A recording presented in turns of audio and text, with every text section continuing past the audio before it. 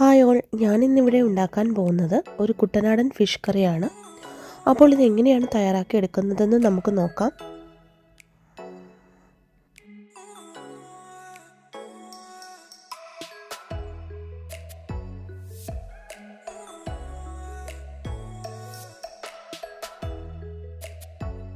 ഞാനിവിടെ 1 kilo fish clean ചെയ്ത് റെഡിയാക്കി വെച്ചിട്ടുണ്ട്. ഇനിയും ആവശ്യമുള്ള സാധനങ്ങൾ: ചെറിയ ഉള്ളി 4 എണ്ണം, വെളുത്തുള്ളി ഒരെണ്ണം വലുത്, ഇഞ്ചി 1 കഷ്ണം, കറിവേപ്പില, പച്ചമുളക്. ഇതിന് ശേഷം പാത്രം ചൂടാക്കുക.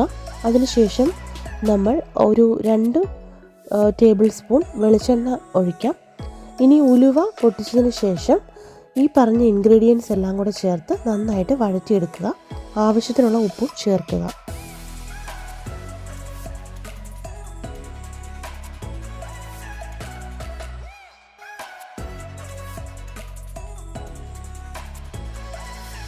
ഇനി ഇതിലേക്ക് 1/4 ടീസ്പൂൺ മഞ്ഞൾപ്പൊടിയും 2 വലിയ സ്പൂൺ മുളക് പൊടിയും 2 വലിയ സ്പൂൺ മല്ലിപ്പൊടിയും കുരുമുളക് പൊടി 1 ടീസ്പൂണും ചേർത്ത് നന്നായിട്ട് മൂപ്പിച്ചെടുക്കുക. അതിനുശേഷം നമുക്ക് കുടംപുളി ചേർക്കാം. ഞാനിവിടെ 4 കഷ്ണം പുളി വെള്ളത്തിലിട്ട് വെച്ചിട്ടുണ്ടായിരുന്നു, അതാണ് ചേർത്തത്. അതിനുശേഷം നന്നായിട്ട് തിളപ്പിച്ചെടുക്കുക.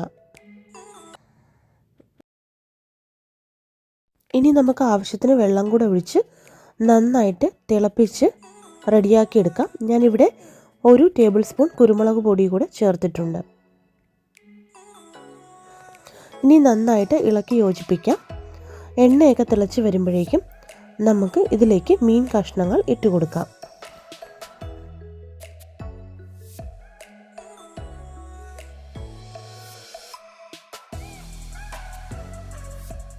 ഇപ്പോൾ ഇത് നന്നായിട്ട് തിളച്ച് വന്നിട്ടുണ്ട്. ഇനി നമുക്ക് ഇതിലേക്ക് അരിഞ്ഞു വെച്ചിരിക്കുന്ന തക്കാളി ചേർക്കാം.